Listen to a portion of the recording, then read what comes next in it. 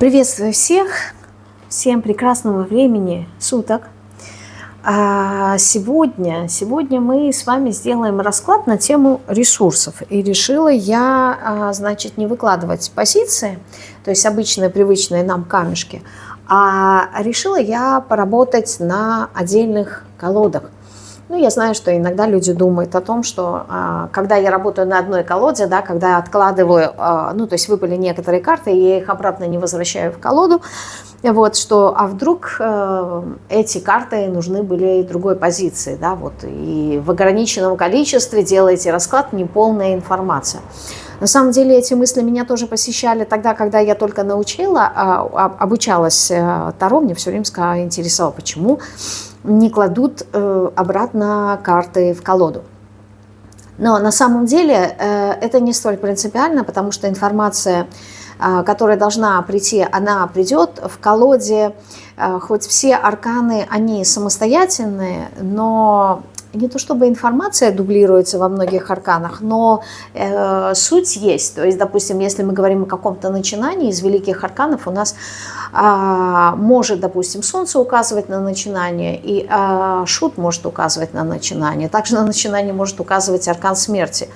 Да, то есть каждый этот аркан по-своему описывает начинание. То есть есть арканы, хочется успокоить, сказать, да не переживайте, да, есть арканы, которые необходимую суть могут передать, и эта суть заложена не в одном аркане, вот что я хочу сказать. Но сегодня мне захотелось сделать такой формат, да, во-первых, на полную колоду, а во-вторых, выложить три колоды. Три колоды, и здесь не надо выбирать позицию, это не значит, что вот эта вот колода, это будет первая позиция, нет. Просто отдельные самостоятельные колоды, да, Терра Волате, Таро шаманов и безымянная колода. Вот, выбирайте, какая вам больше понравится. Это не значит, еще раз скажу, это не первый вариант, а это не второй, а это не третий, это просто колода. Вот. Как-то так. Выбирайте, определяйтесь, и мы будем смотреть. Конечно, последовательность будет вот такая, но еще раз скажу, да, здесь мы выбираем колоду, какая вот вам больше отзывается. Да, думаю, время было достаточно. Отодвину. Убираем эти колоды и начнем с этой. Так, общий вопрос у нас какой? Что дает вам ресурс и что его забирает? Но прежде чем понять, что дает и забирает, нам важно понять, находитесь ли вы сейчас в ресурсном состоянии, либо вообще в каком состоянии вы находитесь сейчас. В каком состоянии вы находитесь сейчас? Туз жезлов. Состояние перемен. Состояние возрождения, начала чего-то, да, то есть есть некие искры, способствующие тому, чтобы что-то в вашей жизни началось. Это какие-то идеи, да. Начало радостное, то есть то, что приносит вам удовольствие, наслаждение. Возможно, это какие-то успехи, да, то есть результаты. Сейчас вы пожинаете какие-то результаты. То есть сразу может быть так, что, знаете, вот какое-то начало, если вы живете по принципу «подумал, сделал», вот, и то здесь получается, как только к вам пришла какая-то идея, и вы ее сразу реализовали, то есть сразу совершили какие-то действия, и вы получили необходимый вам результат. Этот результат, он вас наполнил. Это очень такой ресурсный, я бы сказала, и эмоционально заряженный, позитивной такой энергией результат. И отсюда идет прилив энергии. То есть сейчас вы находитесь в достаточно ресурсном таком состоянии, знаете, когда вот, не знаю, есть ощущение наполненности. Но я не могу сказать, что здесь этот ресурс, он способствует какой-то концентрации для того, чтобы вот куда-то его вкладывать. Просто здесь ресурс именно на проживание в моменте, на... Опять же таки, если это созерцание, то это активное. То есть вот вы идете, что-то делаете, смотрите, наблюдаете, отмечаете, получаете удовольствие. То есть здесь какая-то динамика есть. Там, например, смотрите на что-то, наслаждаетесь, но вы находитесь в движении. То есть это не какая-то пассивная энергия, это энергия именно движения. Вот вообще могу сказать, что вот по этим двум арканам вы находитесь в очень ресурсном состоянии. Тройка кубков. Ну, конечно. Да, ресурсное состояние, вот здесь что-то в недавнем будущем случилось такое, что вот как я и сказала, да, вы получили какой-то результат для себя. Небольшой результат, но вы наслаждаетесь. Возможно, это какая-то информация, да, которые вы получили, и вот в кругу очень близких вам людей обсуждаете это, как, знаете, вот как какая-то новость, и новость, которая вас радует, да, и либо есть вот это вот желание с кем-то поделиться, что-то рассказать, либо здесь вы каким-то образом, может быть, сообща что-то с кем-то сделали, да, и вот обсуждаете. То есть здесь идет такое обсуждение недавно полученных результатов. И ощущение того, что вы даже не ожидали, что такой результат будет. Это небольшой результат, но здесь вы вообще никакого результата не ожидали. То есть здесь ожиданий не было. И из-за того, что не было ожиданий, это вас и наполнило. Вот. Но здесь такое, знаете, очень хорошее эмоциональное состояние на подъеме, состояние праздника. Не знаю, может быть, кто-то и думает о каком-то празднике, либо готовится к какому-то празднику, да, там, не знаю, свадьба, дни рождения, крестины, что-то может быть еще. Вот, либо там встреча с семьей, с друзьями, с близкими. Здесь, поскольку здесь очень много эмоций, и эти эмоции позитивно заряжены, отсюда и есть вот это вот прилив, да, прилив энергии, что человек радуется, все удалось, все хорошо. Это те моменты, когда мы себе говорим, вот все хорошо, да, я молодец, вот мне просто хорошо. И вот в это слово «хорошо» вкладывается смысл не ровной энергии потоковой, а есть вот какая-то активность в этом. Да, вот хорошо, я молодец, получилось, да, какое-то вот такое состояние, но очень ресурсное. Так, и теперь мы посмотрим, откуда же вы черпаете свои ресурсы.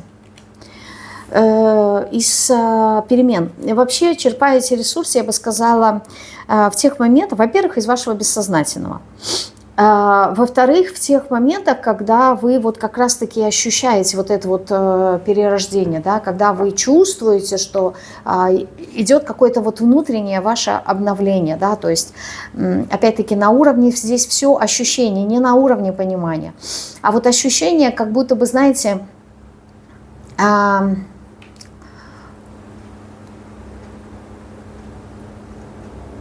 что-то старое как будто бы уходит, вот как какой-то груз. Это очень напоминает состояние, когда вот сейчас у нас лето, да, на улице тепло, ну либо жарко в любом случае, да, вот, и вы принимаете прохладный душ, и либо контрастный душ, либо я не знаю что, но вот когда вы принимаете просто душ, он вас бодрит.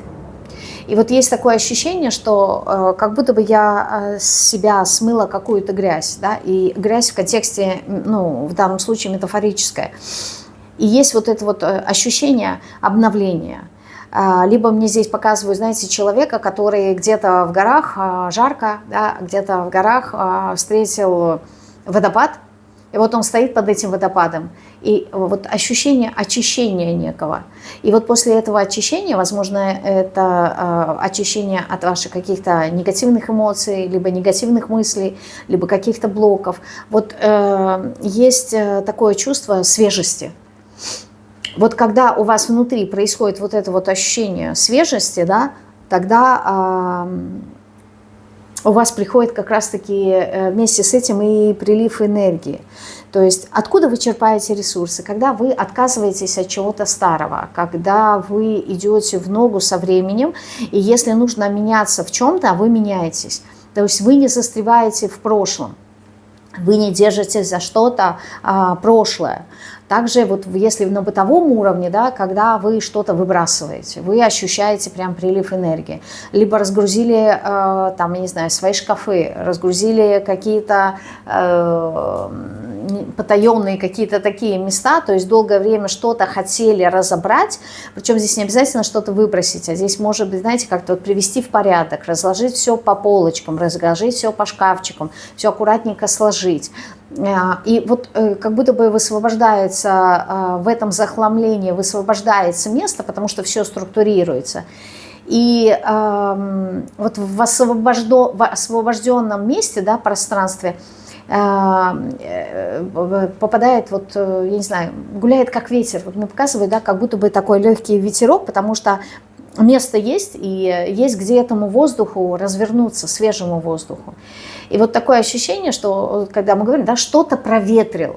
Вот здесь ассоциация того, что вытаскиваешь зимние какие-то вещи, где они долгое время лежали, да,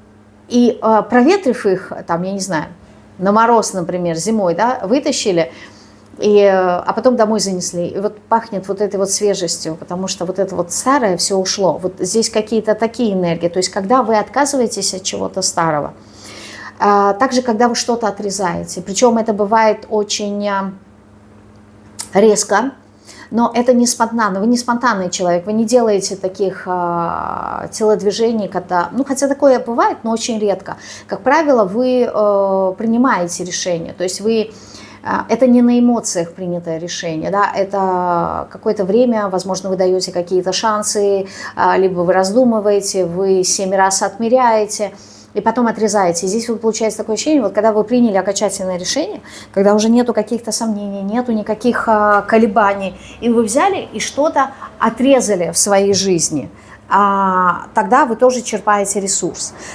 Здесь может быть отрезание разных энергетических каналов, то есть это могут быть каналы, я не знаю, с людьми, каналы с местами, это каналы привязки, там, я не знаю, к предметам, к каким-то вещам, то есть то, с чем вы взаимодействуете, то, чем вы подпитываете своей энергией. И когда вы это отрезаете, эта энергия, она возвращается к вам. И поэтому вы чувствуете этот прилив энергии.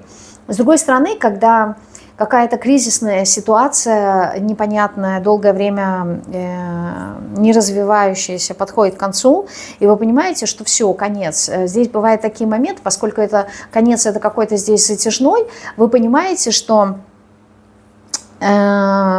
лучше поставить точку, да, чем вот эта вот канитель непонятная.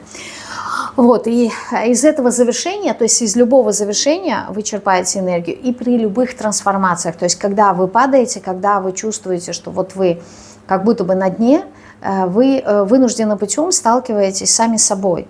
И заглянув в себя, да, что-то опять-таки приведя в порядок внутри себя, разобравшись в чем-то, прояснившись в чем-то, да, пролив свет на ваше бессознательное, вы тем самым черпаете оттуда ресурс. Ну и напрямую можете черпать ресурсы через свое бессознательное. То есть это могут быть любые практики с измененным сознанием. То есть это тоже, во-первых, элементарный сон, да, могу сказать. Здесь тоже то, что вас наполняет, такой, знаете, хороший сон. Не в большом количестве, а в качестве этого сна. То есть когда, знаете, вы не крутитесь во сне, когда температура в комнате подходящая, да, вот прямо именно для расслабления, когда нету какой-то тяжелой одежды на вас, неважно какое-то время года, да, там зима, лето, главное, чтобы вам было комфортно, чтобы была комфортная кровать, комфортная подушка, да, чтобы не было каких-то внешних раздражителей, то есть это другие люди, звуки, да, либо свет, если вас раздражает, шумы, что такое. Вот бывает так, что ты можешь поспать вот буквально 3-4 часа, но это настолько качественный сон, что ты просыпаешься, ты вот бодрячком. Вот здесь, опять же скажу, здесь не в количестве, здесь в качестве сна. Оттуда вы черпаете свои ресурсы. Еще И еще, откуда вы черпаете? Ну вот семерка пентаклей, да, отдых. Когда вы хорошо отдыхаете, да, но здесь вот нужно быть аккуратным, чтобы не, как это сказать, отдых, он должен быть ровно столько, сколько необходимо для восстановления, да, организма. Потому что, допустим, если это сон, и вот кажется, вот я еще 5-10 минут посплю, и будет все хорошо. И вот эти вот 5-10 минут, они влияют негативно, да, то есть лучше бы встал раньше. Также ресурсы вы здесь можете черпать тогда, когда вы вовремя, еще раз скажу, отрезаете, либо останавливаете себя от чего-либо. То есть вот вы начинаете делать что-то, и ваша интуиция что-то, либо внутренний голос, называйте как хотите, подсказывает вам о том, что ну, нету смысла здесь, да, надо остановиться. Вот когда вы вовремя останавливаетесь и не продолжаете вкладывать свою энергию, тогда у вас идет прилив энергии. Допустим, это может быть любой диалог. Да? Вот вы разговариваете с человеком, понимаете, что ну, не получается контакта, да, глухой со слепым. Нету смысла, нету ценностей. Я больше буду вкладываться, я буду опустошаться, нежели наполняться в данной беседе. Вот как только вы словили энергию, что я даю больше. Вот если в этот момент остановитесь, да, то у вас вот будет какой-то вот прилив энергии, да, например, там читаете какую-то книгу, вы понимаете, она не ваша.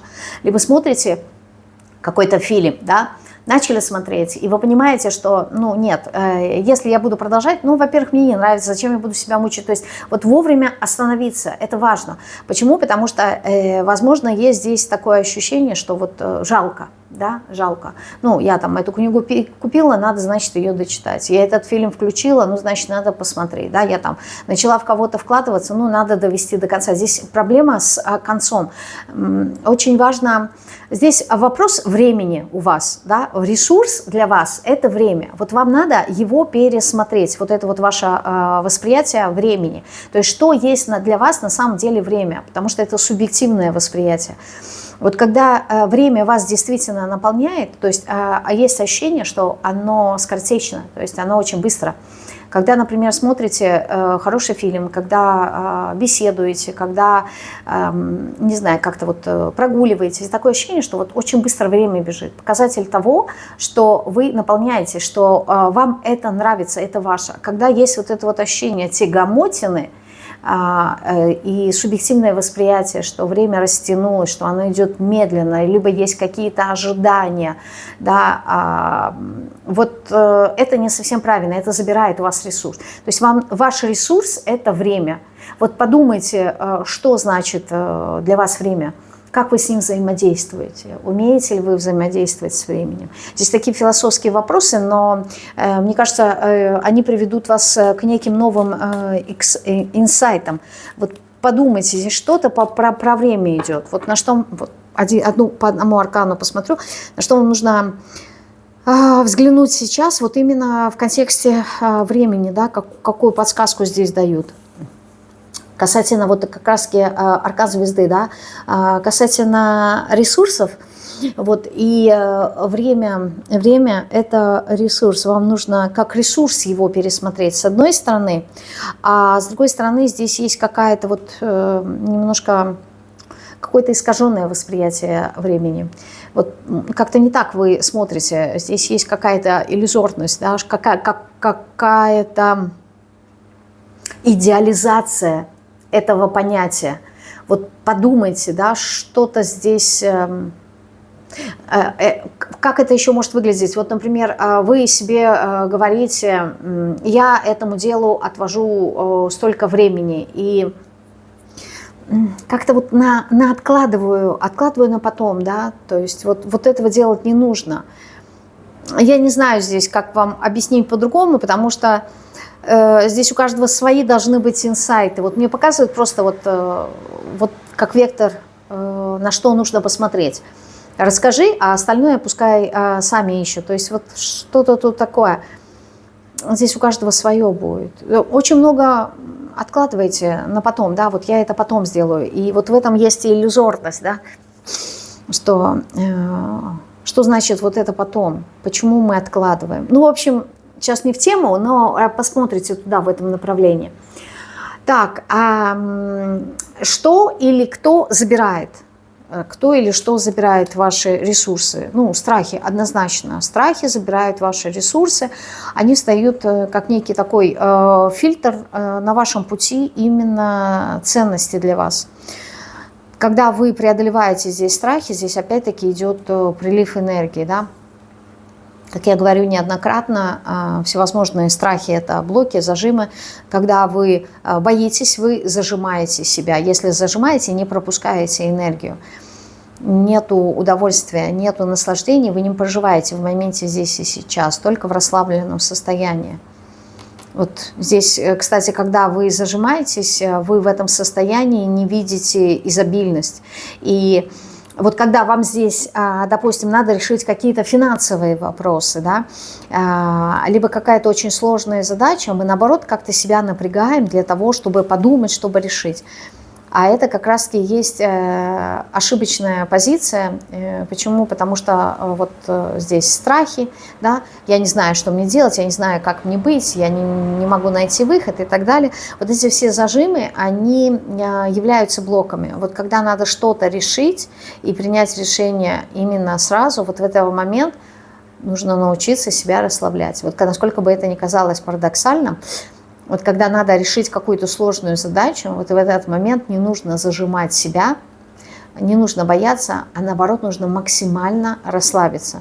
Потому что вот в расслабленном состоянии вы выбираете ту ветку развития ситуации, в которой действительно есть решение вам необходимое. Но вот этот выбор вы сможете сделать только в расслабленном состоянии. Когда вы находитесь в страхе, когда вы находитесь в зажатом состоянии, вы включаете автоматы, и велика вероятность, что вы поступите так, как поступали ранее, и как следствие это приведет к тому же результату, который приводил ранее.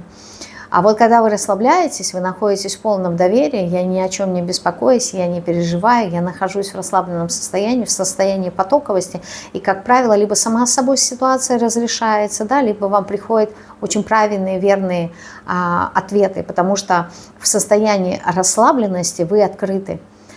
В общем, здесь прям что-то такое мне пошло очень интересное. Страхи забирают. Что еще или кто еще забирает? Когда вы ваши ресурсы, да, здесь аркан смерти, а здесь аркан перерождения, ну, альтернатива этого аркана. Когда не происходит перерождение, да, когда вы вот это вот застреваете, да, именно в каком-то своем прошлом. Это прошлое может быть прошлые мысли, да, прошлые взгляды, прошлые убеждения, все что угодно, что связано с тем, что уже пережито. И аркан перерождения говорит о том, что вот здесь вот это вот все темное, да, все старое, отжившее, оно должно сгнить для того, чтобы послужить почвой для рождения чего-то нового. И если здесь это вовремя не отпустить и держаться за это, да, то происходит процесс гниения вас самих. То есть вот на следующую стадию идет момент разрушения, и на следующую стадию перерождения вы не выходите. Вот вы как будто бы застреваете. Да, вы как застреваете, вы не разлагаетесь, не тот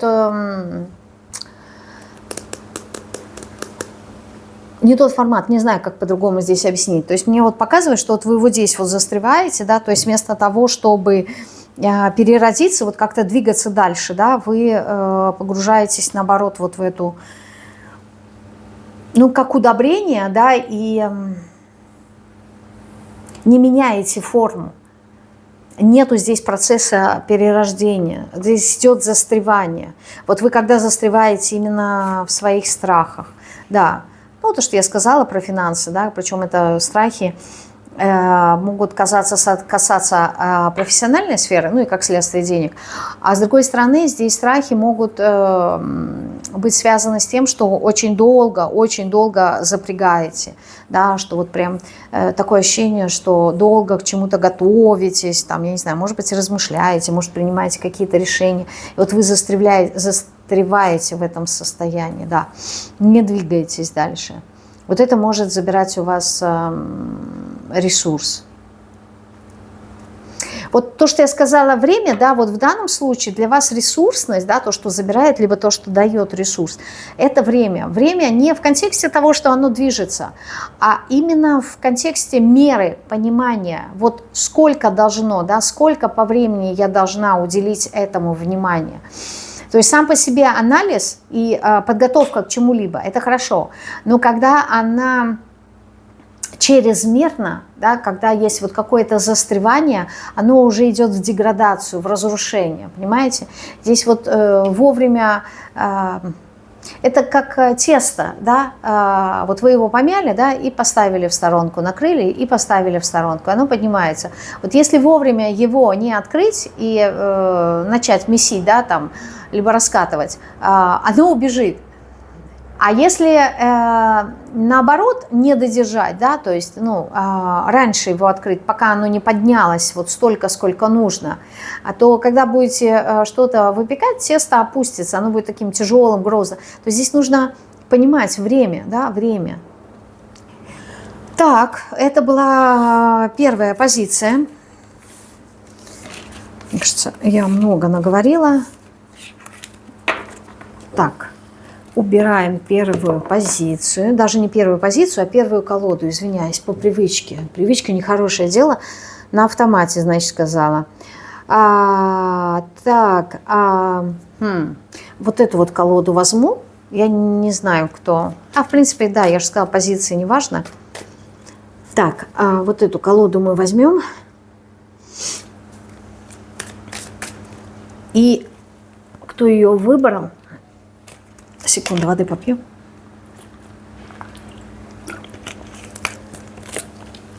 Посмотрим, кто выбрал колоду Таро шаманов. В каком состоянии вы находитесь сейчас, да, чтобы понять, находитесь ли вы в ресурсном состоянии сейчас или нет. В каком состоянии вы находитесь сейчас. Ого, состояние принятия решений. Вот прям как по первой позиции, только немножко другое. Вот здесь немножко другое, знаете, вот здесь как будто бы надо что-то решить, с чем-то определиться. Здесь такая энергия, если в первой позиции, вот опять-таки первая позиция, так, отключаюсь. Если по первой колоде, да, была энергия какого-то начинания и получения результата, да, то здесь энергия, вот как будто бы что-то надо прояснить. Причем здесь энергия какого-то очень скоростного движения, как будто бы человек торопится. Не знаю. Чип и Дейл спешат на помощь. Вот что-то такое, как в мультике мне идет. Как будто вот что-то горит. Что-то горит, и надо поторопиться. Надо поторопиться и как-то вот быстро и правильно решить что-то, как-то разрулить какую-то задачу, разогнать какие-то тучи. Вот ощущение, как будто бы, знаете, человек спешит на какие-то разборки, говоря, да, сленгом. То есть человек бежит куда-то, торопится для того, чтобы вот с кем-то разобраться, что-то сказать, но здесь вот как будто бы напрямую эта ситуация, она вас не касается. То есть вы выступаете в роли защитника, что ли. Это как, знаете, дети подрались во дворе, да, вот, и пришел мальчишка с разбитой либо щекой, либо губой. И вот выходит мама, да, во двор на разборке, кто побил ее дитя. Да, вот, ну-ка, давайте-ка я разберусь, почему его побили, да, что за буллинг. Вот, что-то здесь такое, то есть куда-то вы торопитесь, что-то вы хотите здесь прояснить. Да, здесь какая-то, знаете, я не могу сказать, что 100% какая-то воинственная энергия, она активная, она вот прям немножко, конечно, затуманивает вам разум. Вот, сказать, что вот прям картина обстоит так, как вы себе представляете ее на 100%, нет. Здесь есть какие-то придуманные моменты. Вы как будто бы сражаетесь с чем-то, что вы придумали сами. с какими-то своими монстрами, да, либо с какими-то отражениями. То есть если это зеркала в виде людей, ваше отражение, то по сути они вам подсвечивают то, что есть в вас, на что нужно обратить внимание. Да, то есть их задача словить ваше внимание, чтобы вы потом с этим разобрались. Но вот здесь вот как будто бы такое ощущение, что есть некое искажение, и вы его не воспринимаете. То есть вы не понимаете, потому что вот, я не хочу сказать, что здесь человек одержим, но он вот прям, знаете, как-то так сконцентрирован и сфокусирован на то, что вот я сейчас с этим разберусь. Все. И здесь велика вероятность, что вы можете наломать дрова в таком состоянии, потому что есть здесь иллюзорность. Вот что это за иллюзорность? Ну, иллюзорность в виде королевы кубков, да, в виде какого-то эмоционального состояния. Вот у меня такое чувство, что здесь человек, опять же таки, да, я повторяюсь, но энергия такая, что человек как будто бы не разобрался, не понял, получил какие-то искаженные данные, и исходя из них сделал скоротечные, да, скороспешные какие-то выводы. Вот, и, как говорится, сначала руками махаю, а потом разбираюсь, да, то есть сначала всех накажу, а потом сяду и подумаю, да, чего это было, да, почему-то всех наказали, давай теперь разбираться. Вот. А пока вот я наказываю, это вот эмоции, которые кипят и затуманивают вам разум, поэтому будьте немножечко насторожены, да, когда вы принимаете какое-то решение. Вот. И вопрос у нас будет, находитесь ли вы в ресурсном состоянии сейчас. На самом деле у вас много энергии, да, если вот вам хватает сил, как говорится, выйти во двор. Вот, и я Тарзан, я тут сейчас всех герой, да, я всех тут побеждю, мое любимое слово, да, всех выиграю. То показатель того, что энергии у вас предостаточно. Но здесь, скорее всего, надо немножечко, не то чтобы свою энергию поубавить, а надо, чтобы остыл пыл, вот как-то так, да, поубавить свой вот этот вот пыл немножечко, да, вот эту вот напористость, вот вспомнила слово, здесь напористость какая-то присутствует. Вот ее немножко нужно отрегулировать, да, поуменьшить ее яркость, вот, и разобраться. Но энергия здесь есть, она ресурсным, если ее направить в правильное русло, то да. Вот. Но в том русле, в котором оно есть сейчас, нет. Здесь просто получается так, что энергия есть, а вы ее никуда, туда, куда нужно, по крайней мере, не направляете, и ей важен выход. И она находит тот первый возможный, да, первый попавшийся для себя выход для того, чтобы вас потом не сжечь, не иссушить изнутри, чтобы не было вот этого выгорания. Она выходит сама так, как умеет, и там, где у нее есть возможность. Потому что если где-то внутри себя вы зажаты, и какие-то каналы перекрыты, да, то вот правильной какой-то циркуляции, регулирования самостоятельного не получается. И поэтому это, как, знаете, какой-то канал, который засыпали, я не знаю, бетоном, либо песком, либо еще что-то. Но засыпали как-то так, тяп-ляп, и недобросовестно. И вот когда попускают по каналу поток воды, вот где есть возможность пройти, она протекает, да, то есть ей, по сути, вот это вот, то, что засыпали, да, как дамба, она не мешает, не становится преградой, да, то есть там, где есть щелочка, она там проходит. Вот у вас энергия, она проходит так. И здесь, с одной стороны, надо себя как-то очистить, да, чтобы она вот хорошо протекала, чтобы не было никаких заторов. А с другой стороны, нужно научиться управлять этой энергией. И поэтому самое важное в таком случае, да, это иметь, как говорится, план желаний, да, либо список каких-то своих желаний. То есть вот когда меня прет, вот я беру просто готовый список того, что я хочу достичь, и я начинаю этим заниматься. И неважно, получу я результат или нет. То есть энергия, она так или иначе выходит. Так пускай она выходит уже в нужном русле, да, как минимум. я буду стремиться к своему желанию, а как максимум, если этой энергии очень много, я еще и получу результат того, что я хочу. Поэтому под рукой всегда должен быть, там, я не знаю, либо список желаний каких-то, да, либо список плана дел, которые мне нужно сделать. То есть когда вы чувствуете вот такой вот прилив, да, чтобы оно не было бессмысленно слитой энергией, вот делайте то, что нужно вам сделать, вот то, что вам будет во благо. Поэтому заранее нужно это быть, ну, иметь под рукой и готово. Так, а вот в таком вы состоянии находитесь. С чем это связано? Вот давайте мне посмотрим. С каким-то здесь огорчением что-то вы тут не получили. Не получили. Но опять же таки, да, вот смотрите, иллюзорность в чем заключается. Вот я сказала, да, что здесь есть энергия, вы что-то хотите прояснить, возможно, какой-то конфликт, какую-то ситуацию. И здесь присутствует эмоциональная иллюзорность. Ну, во-первых, все семерки у нас указывают на чрезмерную эмоциональность, потому что это искажение, да, через эмоции. Вот. А во-вторых, в чем иллюзорность, да, этого желания? Вот если мы посмотрим на этот аркан, в чем его суть? Здесь человек что-то желает, у него есть вот этот цветок в груди. Цветок – это его желание.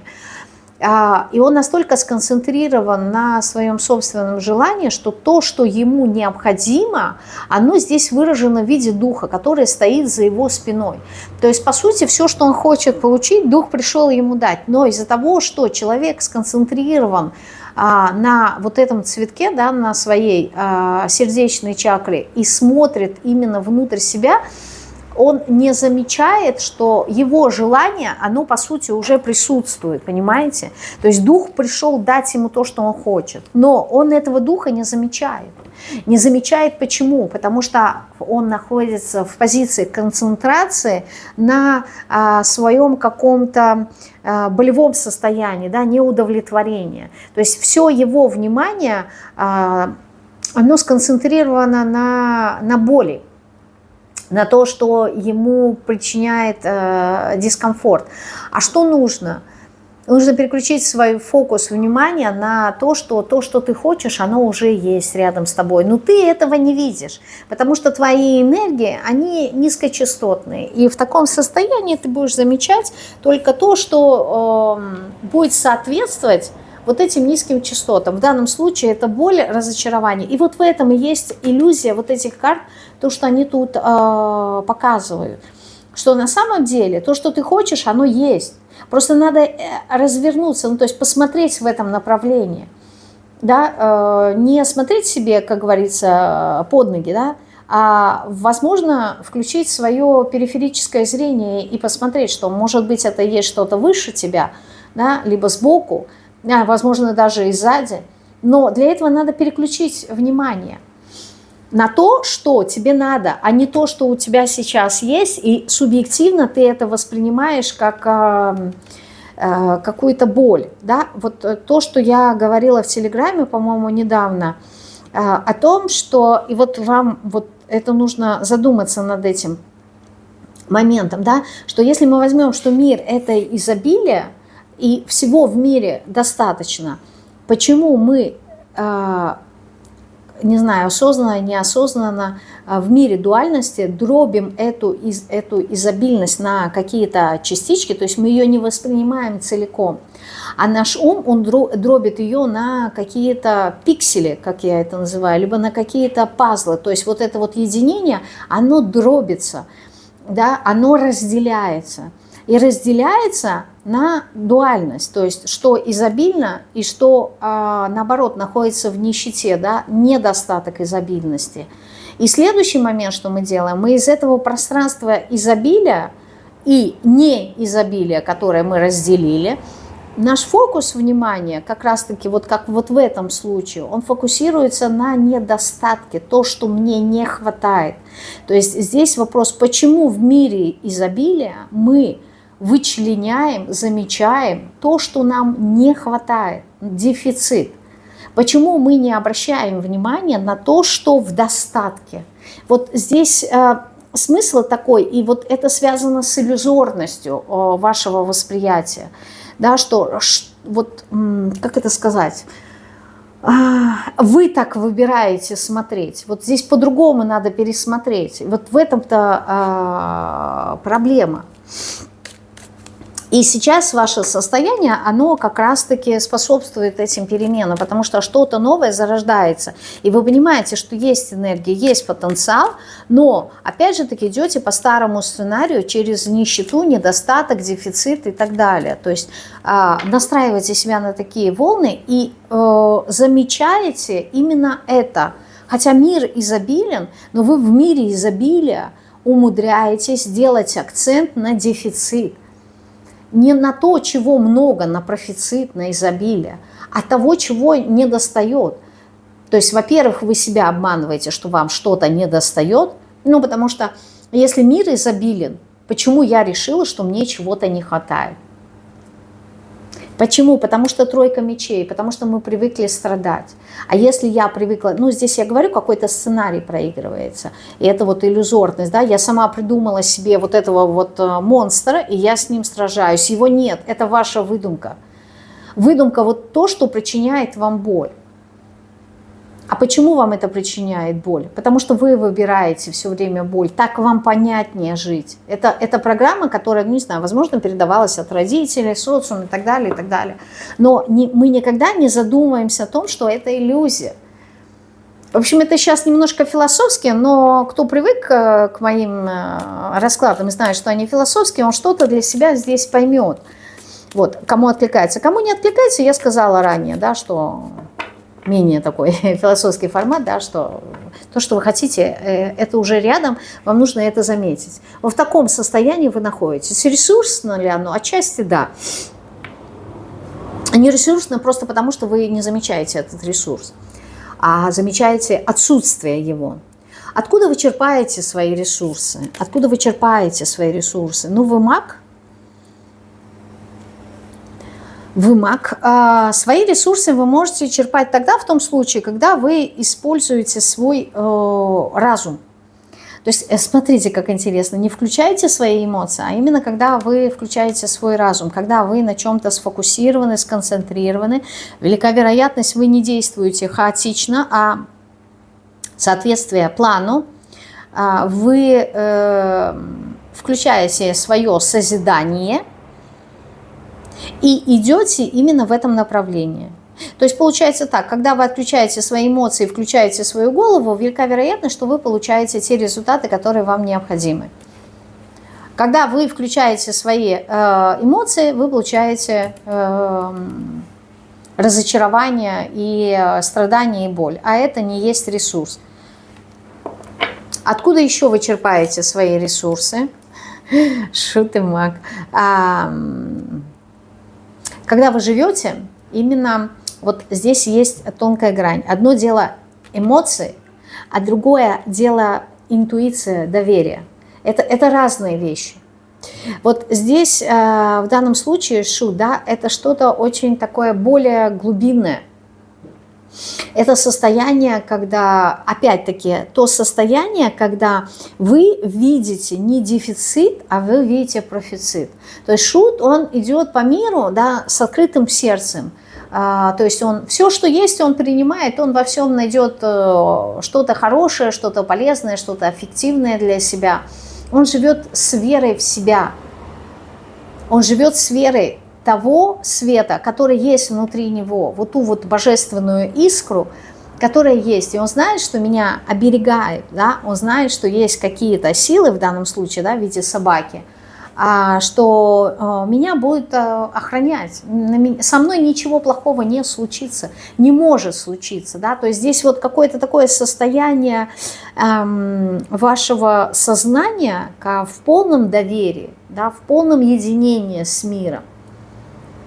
И поэтому здесь включается вот как-то интуиция, и когда вы идете, ну то есть появилась какая-то мысль, вы ее не думаете, а вы ее сразу пропускаете через себя и концентрируясь, идете на реализацию того, что вам пришло, без каких-либо оценок того, что это бредовая идея, либо не бредовая, там, спонтанная, не спонтанная, вы просто движетесь по жизни.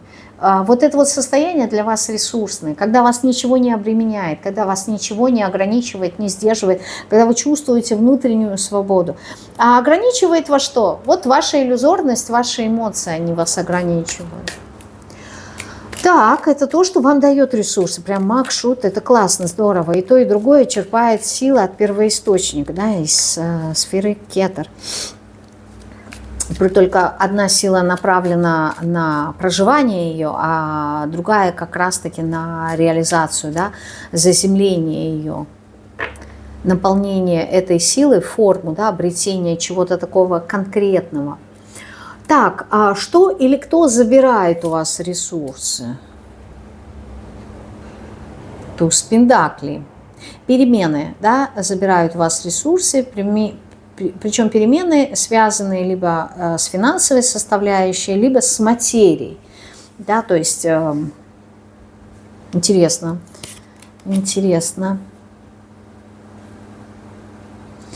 Так. Да, когда что забирает? Забирает ваше восприятие эти ресурсы, когда вы разочаровываете, когда вы не слышите свое сердце, когда в данном случае, видите, вы превратились, вот здесь вот этот вот человечек такой, да, серенький, это и есть он, это его душа, которая находится именно в этом кристалле, да, это лед, это вода, это замерзшее состояние, да, то есть когда человек не живет в гармонии со своим сердцем, когда идет башня, когда идет некое разделение. То есть все, что вызывает у вас состояние дуальности, это забирает у вас ресурсы. А все то, что вас объединяет, да, вот это вот единение есть, тогда вы видите как раз-таки изобильность этого мира. И вы получаете то, что вам нужно. То есть здесь получается, когда перемены, которые являются следствием ваших разочарований на основе каких-то ожиданий, да, они приводят к разрушению. Башня, она всегда говорит у нас про иллюзорность восприятия, про некое такое искажение мыслительного процесса.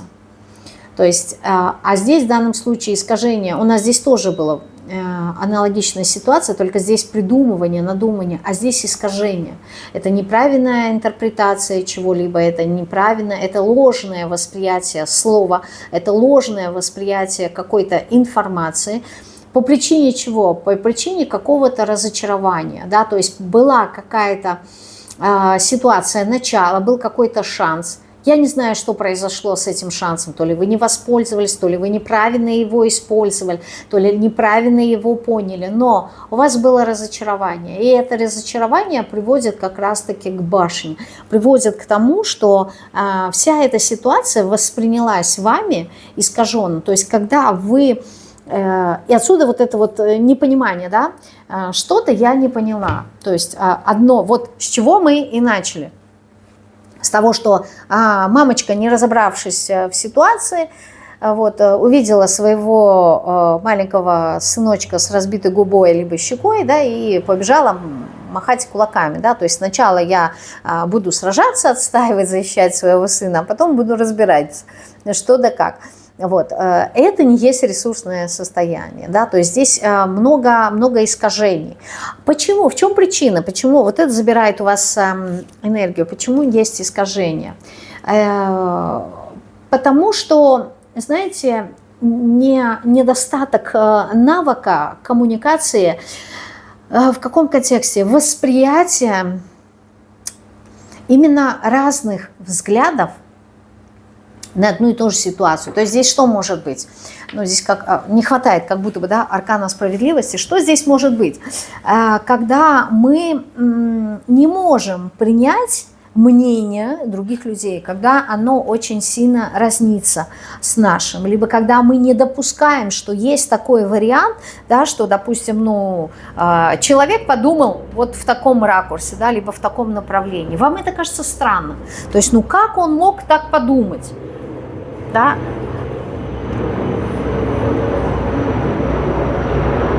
Секунду.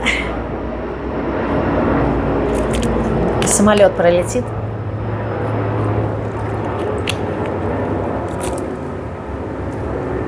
То есть как такое может быть, да, что есть некая такая разность, и вы эту разность как будто бы не можете принять. Вот в чем проблема, искажение, да, что вот, допустим, ваше, почему иллюзорное восприятие?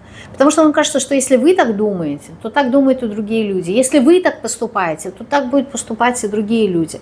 Если вы видите, там, я не знаю, человека нуждающегося, да, вы сразу броситесь вот ему на помощь. И вам кажется, что так поступают все люди, да, это же человечно, это же, там, я не знаю, это про добро, это прям про какие-то ваши понятия, да. То есть здесь немножко нужно расширить свое сознание, то есть посмотреть, что есть и такие люди, и такое мнение, и такие взгляды. Это не есть ни хорошо и ни плохо, это просто имеет место быть. А если оно есть, значит, оно несет какую-то определенную функцию, оно для чего-то нужно. То есть если мы задумываемся, для чего в мире нужны комары, либо тараканы, то это предел, не знаю, какого-то ментальной эволюции человека, да, понять и разобраться. Да, наверное, такому человеку нужно дать Нобелевскую премию, если он объяснит, нафига в этом мире нужны комары и тараканы, да, либо еще какие-то там куча всяких насекомых, что с нашего восприятия, да, по крайней мере, у большинства людей, особенно если это тараканы такие большие, жирные, летучие, вот, возникает вопрос, для чего Творец придумал этих тварей в контексте творения, да? Но они ведь для чего-то есть, значит, они какую-то функцию несут, и это не есть ни хорошо и ни плохо. Да, это неприятно, но это имеет место быть. Вот здесь, вот в этом момент. И другой момент, здесь посмотрите, на самом деле, вот почему я говорю про разность. Если посмотреть, вообще эта колода, она, ее можно читать как оракульную, то есть либо как метафорические карты. А здесь все достаточно предельно понятно, да. А здесь, значит, 3 представителя разных религий. И вот они должны между собой договориться, они сидят в круге, да, то есть единение, их что-то объединяет. Что их объединяет? Вера. Вера может быть разная, но все верят во что-то, то есть ключевое – вера. И вот здесь важно договориться. Возможно, они разговаривают на разных языках, возможно, у них есть разное представление о мире, либо какие-то нюансы, детали касательно веры. Но их объединяет то, во-первых, что они все люди, а во-вторых, что они верят, у них есть вот эта вот ценность, да, веры. И вот здесь над этим вам нужно подумать, это поможет вам расширить ваше сознание. То есть здесь я могу предположить, что искаженность как раз связана с разделением. Разделение, которое создает наш ум. Нужно подумать, да, почему я разделяю. Вот почему я делю, например, людей там на такой религии, да, такой конфессии и так далее, и так далее. Да, почему либо я разделяю людей вот на это и на это. То есть ведь их что-то объединяет. И тогда возникает вопрос, почему я акцент, к чему я это?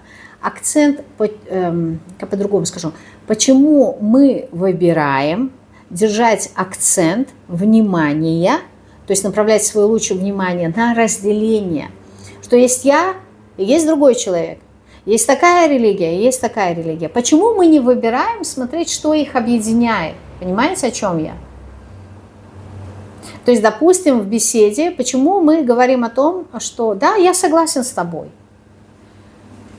чего бы это ни касалось. Почему я согласен? Потому что это тоже имеет место быть. Возможно, у меня есть другие взгляды, и я это озвучу. То есть, да, я согласен, А еще я вот рассматриваю такую точку зрения. Как правило, в беседе будет речь с акцентом на разделение. Нет, это не так. Нет, у меня по-другому. Нет, в моей жизни вот такой опыт. Да? То есть акцент почему-то все время идет на разделение. Не объединение, а разделение. Вот здесь вот над этим можно подумать. На дне, кстати, у меня такой вот очень красивый король, видно, король кубков, да, который сидит на черепахе. Он плывет по течению реки, да, по течению реки жизни, да, такой умудренный опытом. Прям вот очень метафорично здесь, да. Во-первых, он сидит на черепахе. Черепаха вообще как символ времени, как символ мудрости. Причем, знаете, вот опять же, если мы разбираем символику, да, я говорю о том, что можно это читать как оракульную колоду, но на самом деле, если поработать немножко с символами, почему-то мне захотелось вам это сказать, черепаха имеет в символике, да, как, опять же таки, греческой мифологии, как символ молчания. Молчание. А король кубков, что он означает в соответствии с древом жизни, да, это огненная часть воды. То есть огонь – это движение, вода – это чувство, это очень бурное проживание эмоций. Это то внутреннее состояние, которое есть у человека, да, который проживает свои эмоции, но он их не умеет выразить. То есть внутри него кипит жизнь, вот, бурлит, но он ее не выражает. И вот здесь молчание, да, я сижу на черепахе, молчу, да, молчание, неумение выражать своих эмоций, либо нежелание, да, выражать свои какие-то эмоции, находится в молчании. Опять же таки, вокруг вода, да, состояние, внутренние такие глубинные состояния. И он держит жезл, очень напоминающий пирс, о котором я говорила как раз недавно в роликах либо в Телеграме, либо на Ютубе, да, когда отсылка... Нет, на Ютубе я не выложила этот ролик, он есть только в Телеграме. Вторая часть аркана Шута. Вот, я очень подробно рассказывала про этот пирс и про символику того, что вот этот вот кристалл, да, он как раз-таки идет в виде кедровой шишки. А в эзотерических понятиях это отсылка к эпифису, да, и то есть активный эпифиз – это состояние просветления. Вот, и данный пирс указывает на то, что для того, чтобы прийти как раз-таки к просветлению, здесь необходимо поднять свою энергию, да, вот эту энергию кундалини по всем 7 энергетическим чакрам, центрам, по 7 энергетическим центрам, через что? Это внутреннее состояние молчания, да, вы видите здесь тишь да гладь, да, через спокойное состояние, умение управлять своими эмоциями. Вот, кстати, да, в контексте нашего расклада сегодня, то есть если мы хотим, что нам дает активный эпифиз? Открытие третьего глаза, то есть восприятие, да, более широкое восприятие мира, то есть просветление откуда? Да, человек, который имеет все необходимые знания, да, входит в состояние Бога-человека. Так вот, вам в первую очередь что нужно сделать? Нужно успокоить, да, свои внутренние воды, свои эмоции. Только тогда вы постепенно, когда сгармонизируетесь, сможете поднять вот эту свою энергию и направить ее как раз в созидание. Вот то, что я говорила ранее. То есть, если кто не смотрел этот ролик, сейчас я так вкратце рассказала, да, но он очень глубокий, он есть в Телеграме. Он есть в Телеграме, на Ютубе я его не планирую выкладывать. Вот, это как раз преимущество Телеграма от Ютуба, что иногда я даю больше информации там. Так, это была вторая позиция. Вот мне интересно потом посмотреть, сколько по времени. Типа короткий ролик я хотела записать. Так, это вторая колода Таро шаманов. Мы переходим к последней колоде. Третьей. Так, безымянной колоде. Почему? Потому что у нее нету названия.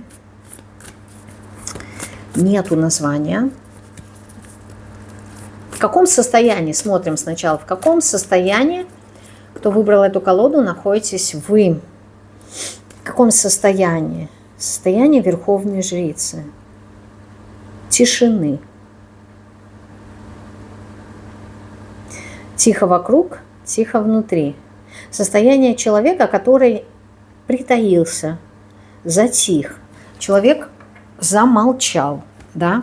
Нету... Здесь такое ощущение, знаете, вот ожидание какого-то такого, знаете, всплеска, что ли. Тишина. Партизаны в лесу, ожидание какого-то боя. Но бой будет на рассвете. Рассвета еще нет. И вот лежат они, значит, замерли в тишине, неподвижные, чтобы не выдать себя. Вот такая вот картинка просто идет. Если кому неприятны мои метафоры, я здесь поделать ничего не могу. Вот что пришло, то и сказала. Вот. Ну, это в контексте обстоятельств в мире. Просто отключаем. Я вообще не связана никаким макаром с политикой. Состояние. Такое просто показываю, знаете, ночь, скорее всего, сумерки перед рассветом. И вот что-то должно произойти. И вы к этому готовитесь, вы знаете. То есть здесь вот не как состояние перемирия, да, затишья, нет. А здесь ожидание, да, человек сконцентрировался, то есть человек включил все свои органы восприятия, он насторожил свой слух, свое зрение, оно напряжено, оно в расслабленном состоянии, но оно напряжено в контексте приемника, да, принимать внешние какие-то звуки, да, то есть он готов в любой момент услышать какой-то мельчайший шорох и войти в наступление, да, то есть в активную какую-то фазу действия. Вот здесь в таком состоянии вы находитесь.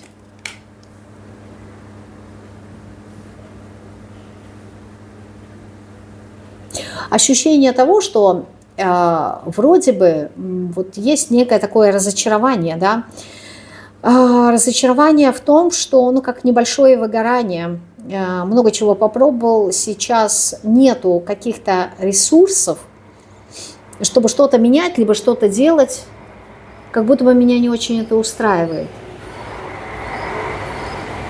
И я не очень-то сейчас что-либо хочу. Но вот прям вот такое ощущение, знаете, вот как кошка перед прыжком.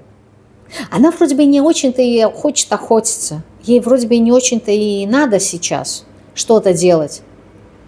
Но она готова в нужный момент прыгнуть.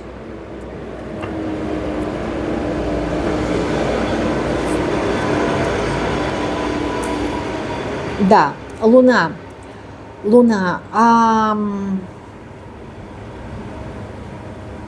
Здесь как будто бы вот все ваши настройки, хочется сказать, все ваше внимание, оно направлено сейчас внутрь себя. Но не на исследование и не на созидание, а вот как будто бы к чему-то вы прислушиваетесь. Вот здесь есть какая-то настороженность. Луна указывает на непонимание, на состояние того, что вот как будто бы чуть долгое время увязли в чем-то, в своих эмоциях, в своих состояниях, в своем каком-то бездействии. То есть здесь эмоциональное состояние, я не могу сказать, что оно, вот знаете, как-то нересурсное. Здесь ощущение того, что да, пока я как будто бы бездействую, но вот в любой момент, если надо, я тут. То есть... Я извиняюсь за примеры, но вот я не могу понять, почему они мне идут. Да, вот здесь все как будто бы связано с военными действиями. То есть, знаете, вот как будто бы человек раненый, и он находится в восстановлении, да, в госпитале восстановления. Но если вдруг вот что-то такое внезапное произойдет, и нужны мои силы, нужна моя энергия, я встану и буду сражаться. Вот здесь вот какое-то такое состояние. Но оно у вас не воинственное, оно... как будто бы сейчас я ничего не делаю, но у меня есть готовность. Является ли такое состояние ресурсным? Вот знаете, я не могу сказать, что оно не ресурсное. Вот есть, когда люди болеют, и, конечно же, они не в ресурсном состоянии. Но здесь вот такое, знаете, вот как будто бы, не знаю, вот вроде человек болеет, но как будто ему, если позвонят с работы и скажут, ну, мне некому тебя заменить, и здесь вот такая нагрузка колоссальная на работе, вот хоть мертвым приходи, вот просто без тебя никак. И сколько бы у вас ни была температура, вот вы встаете и идете. И вы это выполняете, эту работу, и выполняете очень успешно. Является ли это ресурсным состоянием? Ну, 100% нет, потому что все-таки болезнь присутствует. Но с другой стороны, вы же работу выполнили, вы же на каких-то ресурсах ее сделали. Поэтому здесь, давайте так скажу, 50 на 50, ну, может, меньше, да, процентов на 30 в ресурсном состоянии находитесь.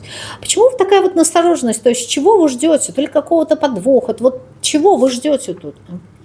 Какой-то справедливости. Вы ждете, что энергии, они выровняются, что здесь будут какие-то перемены. Да, новое начинание. Вот он туз жезлов, то, что я и сказала.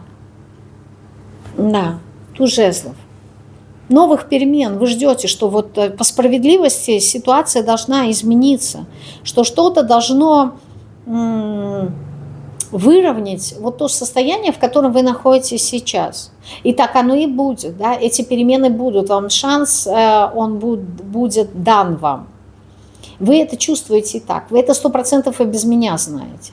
Поэтому здесь вопрос не в том, что вам нужна эта информация, а по Верховной Жрице у вас и так есть эти знания. Просто я описала то состояние, в котором вы находитесь сейчас. И я скажу вам больше, вы даже знаете, что это за перемены, чего они касаются. Вы их ждете, вы их ждете. Нужны ли они вам? Да. Они вам нужны как для внутреннего какого-то, знаете, самоудовлетворения в контексте, ну вот, справедливость должна восторжествовать. Вы это знаете, вы знаете, что так оно и будет. И поэтому вам вот это состояние, оно необходимо. То есть я пока не хочу ни на что обращать внимание свое, чтобы не упустить тот момент, тот шанс, когда справедливость восторжествует. Я хочу это увидеть своими глазами. Не факт, что я буду ликовать, не факт, что я буду там радоваться, либо как-то там праздновать и торжественно восхвалять себя. Нет. Ну вот вы как будто бы, знаете, наблюдаете. Это как снайпер наблюдает за своей жертвой, что и как произойдет. Не потому что в данном случае, да, вы будете стрелять в этого человека, а вы наблюдаете, как это все будет происходить. Вот здесь не вашими руками, здесь как будто чужими руками что-то произойдет. Но вам это важно увидеть. Вы должны как будто бы убедиться, что так оно и есть, потому что вам это важно. Это вот прям, знаете, как-то не в контексте, попробуйте услышать меня верно, не в контексте гордыни, здесь не про гордыню, типа, бумеранг прилетел, и я вот хочу получить какое-то удовлетворение. Нет, здесь не про бумеранг, но здесь не про обидчиков и не про врагов, а здесь вот про какую-то такую ситуацию, что она должна была, вот это должно было когда-то случиться. Вот у вас здесь такая энергия. То есть мы говорим очень часто, рано или поздно это произойдет. И вот вам важно быть в тот момент, в том месте, когда это рано или поздно будет происходить. Не знаю почему, но вот вам важно это видеть. Это будет происходить не вашими руками, но вам это важно увидеть. Вот как будто бы это какой-то незавершенный гештальт, что ли. Когда он завершится, вы получите удовлетворение. Как-то вот удовлетворение в контексте спокойствия. Вот тогда я успокоюсь. Вот тогда, знаете, как, не знаю, как не то чтобы возмездие, а вот тогда я скажу, что вот какой-то цикл в моей жизни завершен. Здесь, понимаете, слова я использую, но, как правило, мы эти слова используем в негативном контексте. Здесь нету негативного контекста. Здесь вот как отец, который вкладывал в своего ребенка, в своего сына много энергии, много силы, в какой-то момент произошло какое-то непонимание, разногласие. И ребенок ушел, пошел своим путем. Но отец за ним со стороны наблюдает, что если вдруг нужна будет помощь, вот что-то произойдет, я буду рядом. Но я не буду показывать до определенного момента свое присутствие. Это важно. И вот когда ребенок действительно достиг каких-то своих успехов, там, я не знаю, закончил университет, поступил на хорошую работу, и вот он счастлив. Вот момент, когда он, допустим, счастлив, там, женится, вот этот момент на свадьбу, ясное дело, отца не пригласили. Но ему важно увидеть, что его ребенок счастлив и здоров. И он будет как-то вот со стороны, где-то на расстоянии подсматривать вот этот момент бракосочетания. Либо когда молодожены будут выходить из ЗАГСа, и он будет радоваться за них, потому что так должно было произойти. И он понимает, что это его вклад. Даже если ребенок и не принимает этого частично, да, заслуга ребенка, но в большей степени здесь заслуга отца. Вот то время, которое он потратил, те ценности, которые он вкладывал. И ему это важно увидеть, что вот он результат. Я знал, что так будет. И это будет вот здорово, и я получаю удовольствие. Да, я не подойду, не нарушу своим присутствием вот этот вот праздник, я не буду вызывать скандалы. Но мне в душе важно знать, что вот все хорошо, все случилось так, как должно быть. Вот в таком контексте идут все слова, как я говорю, да, вот это вот возмездие в контексте того, что в этот момент ребенок, возможно, и осознает, что да, где-то в чем-то отец был прав. И, возможно, нужно пойти на примирение. Вот я не знаю, насколько я вам объяснила, но, в принципе, вы это проживаете, вы это и так знаете, но здесь такие моменты. И в очередной раз я убеждаюсь о том, что есть какие-то слова, но которые мы используем вот как-то в негативном контексте, и происходит вот это вот искажение смыслов, да, все зависит всегда от контекста, в котором идет повествование истории. Когда мы выдираем что-то из контекста, смыслы утрачиваются, либо искажаются. Вот это вот прям очень важно. Не знаю, может быть, здесь действительно что-то произошло, кто-то что-то кому-то сказал, да, и вот какие-то такие моменты случились. Вот в таком состоянии вы находитесь. Откуда вы черпаете свои ресурсы, маг? Где у нас по второй позиции, да, вот по этой колоде, не позиция, а по второй колоде у нас оговорки все время, это вот автоматы, надо включать осознанность. По второй колоде у нас выходил маг и выходил шут, да. Откуда вы черпаете свои ресурсы? Вы их сами создаете. Вот если в этой колоде я говорила о маге как о разумности, то вот здесь, в контексте, опять-таки, я не скажу, что это разумность, это вы. Вы своим намерением, вы своей силой создаете свои собственные ресурсы. Вот здесь как будто бы ваше желание. Откуда вы черпаете свои ресурсы? Из ваших желаний. Но желание не в контексте внешнего мира, да, что-то хочу получить, а именно в тот момент, когда они зарождаются внутри вас, когда они появляются, вот когда вы ощущаете только, что вот она, тут жест, вот она, эта энергия, она появилась, и дальше вы можете этот огонь раскручивать и наполняться им. Вот это придает вам ресурсов. Ну, плюс ко всему, да, любые магические действия, да, они вас наполняют. То есть и здесь люди практики, они через свои практики наполняются магические. То есть вы, в принципе, являетесь источником своих собственных ресурсов. Вы сами себе их даете. Откуда еще вы черпаете свои ресурсы? Когда сбрасываете какую-то ношу, да, либо когда доводите дело до конца, либо когда сбрасываете какую-то ношу тяжелую, да, когда можете отказаться от нее.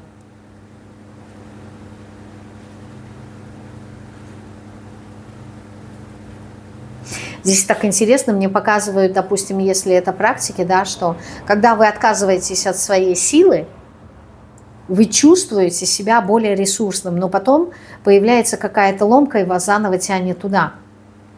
А вот как ни странно, да, то есть отказ от силы, когда вы ее сбрасываете, либо когда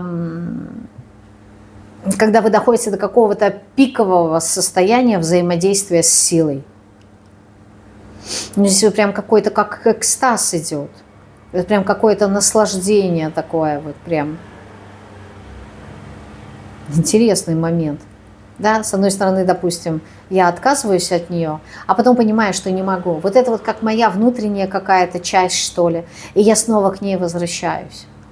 Но вот в этом есть вот какая-то сладость, что ли, вот как мед, что-то притягивает, есть что-то такое магическое в этом деле. Вот. А для кого, кто не практик, откуда вы черпаете свои ресурсы? Через физическую какую-то силу? Когда вы очень много работаете, физическая сила, то есть когда вы прикладываете очень много усилий, очень много работаете, трудитесь над чем? То над тем, что вам приносит удовольствие.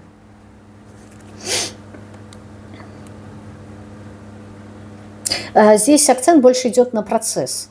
Не на результат, а на процесс. То есть вы черпаете ресурсы в моменте, когда вы что-то делаете. Причем, когда вы занимаетесь теми делами, которые вам нравятся.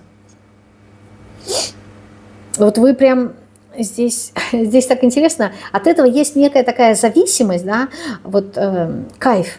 Вот я получаю вот прям кайф, вот когда все получилось. Как, не знаю, мне показывают здесь как алхимиков, да, которые что-то делают, как-то переливают,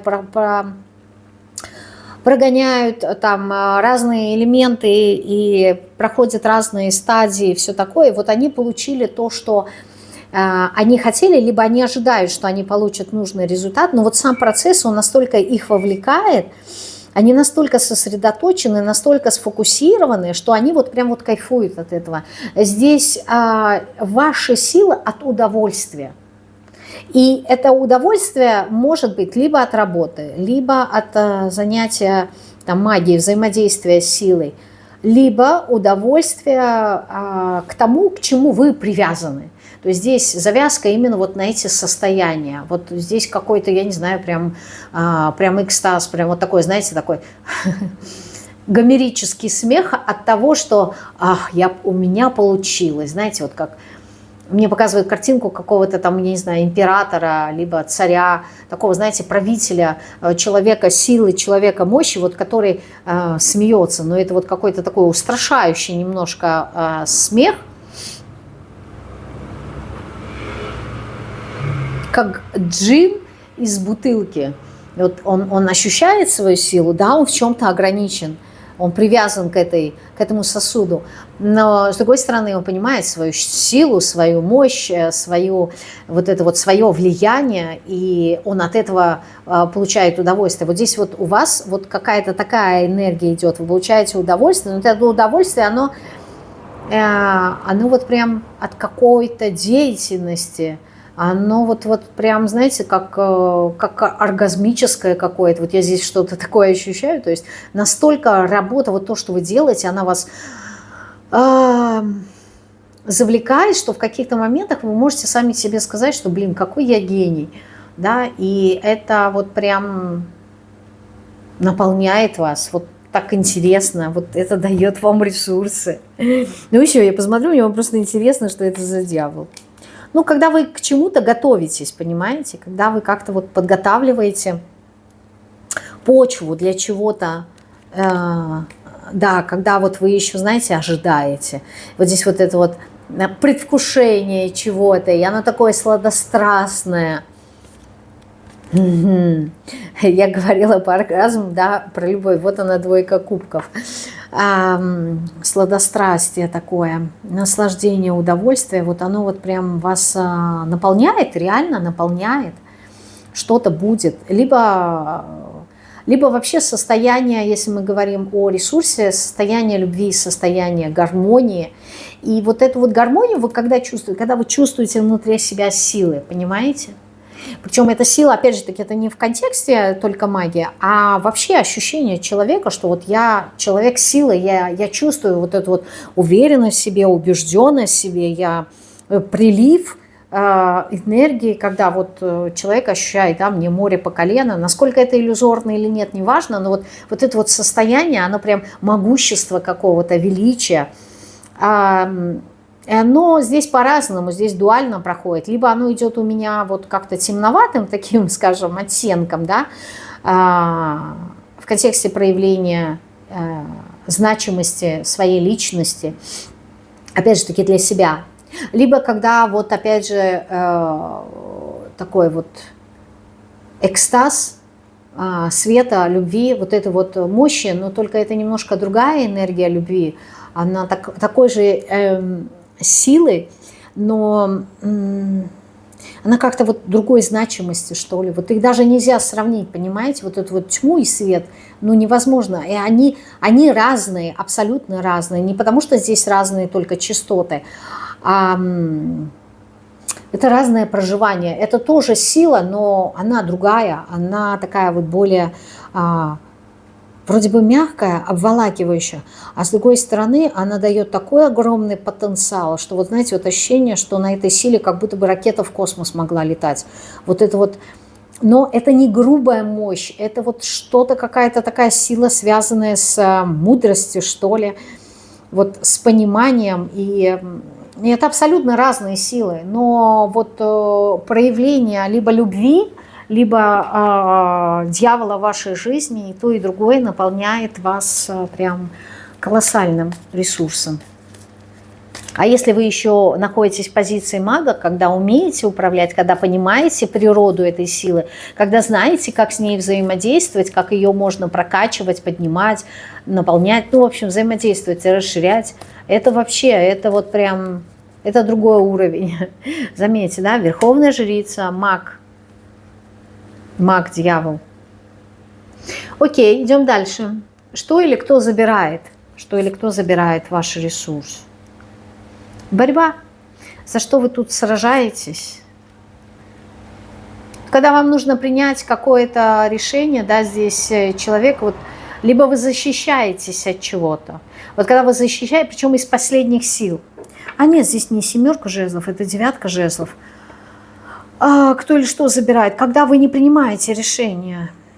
Когда вы не принимаете решение двигаться дальше. Когда вам кажется, что вот я устала. Либо когда есть какой-то вот самосаботаж перед очень важным боем каким-то, да, решением, которое нужно принять. Либо вы когда пасуете перед какой-то информацией. Что или кто забирает энергию?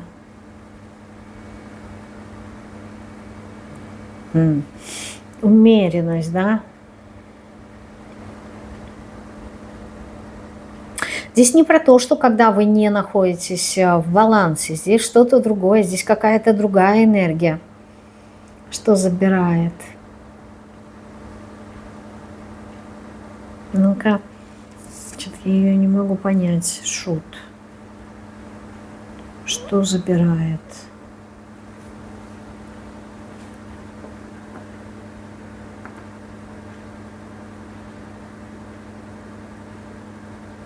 Нет, здесь не продвижение вперед, здесь какая-то другая энергия, я ее не могу нащупать. Она не имеет отношения к ключевым словам, которые соответствуют этим арканам.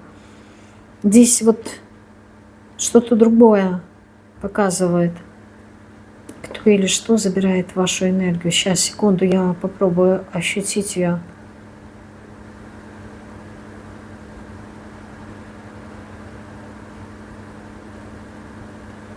Не могу понять, вот не могу нащупать, что забирает. Как-то вот что-то связанное с очищением. Поздравление. Вы как будто бы сливаете куда-то эту энергию. Вот на что-то сливаете. Все равно мне идет вот как сопротивление. Вот когда вы сопротивляетесь чему-то. А на самом деле здесь вам не нужно препятствовать рождению того, что вот либо периодически в вашей жизни появляется, либо вот вам как-то надо периодически входить вот. Знаете, мне какую картинку показывают? Вот прям очень интересно. Вот здесь вот в этой, да, картинке мне показывают как медсестра, либо какой-то врач, который моет руки. Причем моют руки, знаете, вот когда вот операция идет, очень тщательно там все промываются, все кончики, все, ну то есть определенные места, которые должны быть в чистоте, чтобы не было никакого заражения. И вот здесь показывается то ли медсестра, либо врач-гинеколог почему-то, да, вот, который моет руки перед, там, я не знаю, операцией, либо каким-то рождением. И вот здесь вот Шу, да, вот он входит как будто бы вот в эту пещеру, либо проходит, я не могу понять, но мне это вот показывает, как, знаете, как родовые какие-то каналы, как рождение, да, то есть вот нам показана картинка, что Шу туда идет, а мне показывают, что это вот как рождение, да, как вот эта вот пещера, это внутриутробные какие-то места. И вот здесь как подготовка к какому-то рождению. Вот когда вы мешаете этому процессу чему-то родиться, когда вы сопротивляетесь этому, либо не хотите, вот что, чему, какому рождению вы тут сопротивляетесь, 5 кубков. Ну, разочарование, вы здесь разочаровываетесь, это понятно. Ну, самому себе, скорее всего, да, королева жезлов.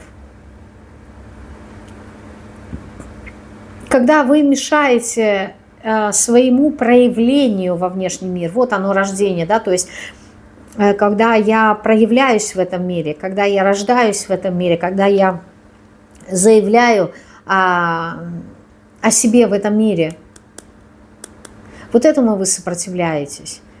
И это забирает. То есть, когда вы не рассказываете о себе, когда вы, там, я не знаю, что-то новое не начинаете, когда вы не активничаете, когда вот вы находитесь в какой-то пассивности, сопротивляетесь коммуникации, общению, да, когда вот вы как будто не идете по своему пути, то есть не идете тому, чему вы соответствуете, то, чему вы верите, то, во что вы верите. Вот здесь вот такое.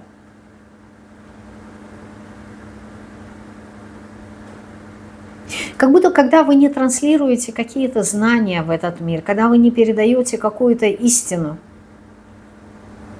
то ли вы умалчиваете. Это может касаться не только в контексте профессиональной, да, сферы там, обучения, а вообще по жизни, когда вы что-то умалчиваете, когда вы что-то не говорите. Элементарно это, например, в любой коммуникации я боюсь высказать свою точку зрения, я боюсь высказать, если мне что-то не нравится, либо свои собственные желания, либо свое собственное мнение. То есть вот здесь, если мы говорим о вопросах самовыражения, то обратите внимание на вашу горловую чакру. Здесь как будто бы идет запрет на самовыражение. Вы как будто бы не можете, да. Причем так интересно, да, 5-я чакра – это горло. Если смотреть, отрезать голову, как говорится, и посмотреть сверху, да, то вот это вот прям вот как, не знаю, как человек, который открывает рот, да, вот здесь, по идее, должны быть гланды, это вот туда углубление. Дальше, да, горло, пищевод и так далее, вот как будто бы вот это. Что-то здесь связано с общением, с коммуникацией, выражение себя, выражение своих взглядов, убеждений, умение контактировать с людьми. Вот у вас проблемы, кстати, с контактами с людьми есть. В каком контексте вы как будто бы отказываетесь. Вот я не хочу ни с кем разговаривать, не хочу ничего никому передавать, никому объяснять. Особенно если это с клиентами работа. Вы как будто бы предпочитаете, знаете, сделать какую-то работу и вообще никак не общаться с людьми. Вот вообще. Хорошо, если, допустим, ваша работа, там, я не знаю, связана, там, допустим, вы делаете какие-то обереги, да, либо какие-то украшения. Ну, типа, приняли заказ, сделали, отдали, и все, я тебя не знаю. Либо там, например, занимаетесь какими-нибудь чистками, да, получилась заявку, вы ее выполнили, и все. А если ваша работа, например, связана, там, я не знаю, с взаимодействием, да, там, продажи, либо наоборот, медики, да, ну, то есть вы напрямую с людьми общаетесь, вы не можете не общаться, не коммуницировать, либо там у вас есть какие-то клиенты, поставщики, там вообще большое количество людей там в спорте, например, да, есть подопечные какие-то, вот там вот вообще прям жесть, вот какой-то такой сейчас у вас этап, что вы больше молчите. Вот есть иногда такая раздраженность, ну, типа, ты сам должен понять. И это не говорит о том, что у вас есть нелюбовь к людям, а здесь какой-то такой очень важный этап, и вы проживаете себя. Не знаю, может быть, каким-то образом работаете над этим, вот, и поэтому это стало актуально. Либо здесь сменяется какая-то парадигма восприятия вашего мира, и вот для вас это сейчас очень прям так актуально. Ну, мне показывают вот каких-то людей молчунов. Да? У нас верховная жрица начиналась с этого. Вот молчу, не хочу ни с кем разговаривать. И видеть никого не хочу, желательно. Да? Но здесь нету вот обид. Здесь какое-то такое состояние интересное, что типа я сижу, я наблюдаю за миром, но мир ко мне пускай не подкатывает. Да, то есть я не готов, не хочу с ним взаимодействовать. Но мне нравится наблюдать. Это вот как фильм, да, вот ты сидишь, наблюдаешь. Ясное дело, что из фильма герои не придут, не будут с вами взаимодействовать. Но вы наблюдаете. Скорее всего, такая наблюдательная позиция. Либо там, например, в соцсетях сидите, смотрите, наблюдаете за жизнью других людей. Вам интересно, вам это развлекательно, но если вдруг бы к вам кто-то обратился, вы бы, я не знаю, отключились от этой соцсети и ушли бы, то есть не стали взаимодействовать. Здесь вот такой интересный момент. Так, это была у нас последняя колода, безымянная. Пятерка мечей на дне, да, опустошенность. Пишите, пожалуйста, свою обратную связь. Вот, почему она сейчас важна. Объясню. У меня такое ощущение возникает, вы можете мне его опровергнуть, либо подтвердить, что вот мои трактовки, опять они каким-то образом изменились. То есть как-то я опять по-другому стала видеть. Не могу понять, но, в принципе, предположить я могу, что происходит, да, какие внутренние процессы сейчас происходят внутри меня, но у меня такое ощущение, что вот как-то я по-другому опять-таки стала видеть мир. Опять, ну, я имею в виду и расклады в том числе. Не знаю, вот что-то по-другому я не могу нащупать, вот, но мне кажется, что тоже вышло, вот какие-то изменения сейчас происходят, и я опять вышла на какой-то другой уровень, а если внутри меня меняется энергия, я выхожу на другой уровень, то, ясно дело, и трактовки, они какие-то аналогичные. Как-то вот энергия здесь сменилась у меня. Не могу пока еще объяснить, если кто-то что-то замечает, да, вот, напишите. Я, исходя из этого, да, через вас, как через зеркало, может быть, что-то пойму. Что и как, и в чем изменилось. Может быть, подход, может быть, выражение слов, может, примеры, не знаю. Но вот что-то однозначно изменилось. Так, прощаюсь с вами до пятницы. На этой неделе блиц-консультации будут на свободную тему, поэтому если у кого-то назревал вопрос и давно хотели мне задать вот в контексте, в формате, скорее всего, блиц-консультации, то присылайте заявки. В пятницу в разделе «Сообщество» выйдет анонс про блиц-консультацию, куда и как и что. Да, вот, в очередной раз напоминаю, что я предпочитаю взаимодействовать в Телеграме. Вот, но это не означает, что вы не можете мне писать на почту, просто надо быть мне бдительной, что вдруг письма могут попадать и в спам. Вот, поэтому, чтобы уже наверняка, предпочтительно писать мне в Телеграм. И приглашаю вас, конечно же, на беседы со смыслом. Приходите, не игнорируйте, они очень полезные. Да, живое общение, вы напрямую задаете мне какой-то вопрос, и я использую абсолютно все свои ресурсы, все свои знания. Мои знания – это не только Таро, да, это часть моих возможностей и способностей. Вот. Есть и другие способности, которыми я прекрасно пользуюсь. Поэтому приходите. Ну, либо если хотите что-то рассказать, поделиться, показать мне свои умения, я с огромным удовольствием порадуюсь за вас, за ваши успехи, за ваше осознание. Может быть, у кого-то происходят какие-то инсайты, да, и вот важно с кем-то поговорить. Так вот, я тот человек, с которым можно поговорить. Приходите. Вот я вас выслушаю, порадуюсь за вас, да, может быть, хотите показать какое-нибудь свое творение, там, я не знаю, своих какие-то хобби, украшения, что-то вы там делаете, фотографии. С огромным удовольствием приходите, делитесь. Я буду рада. Прощаюсь с вами. Всем пока-пока.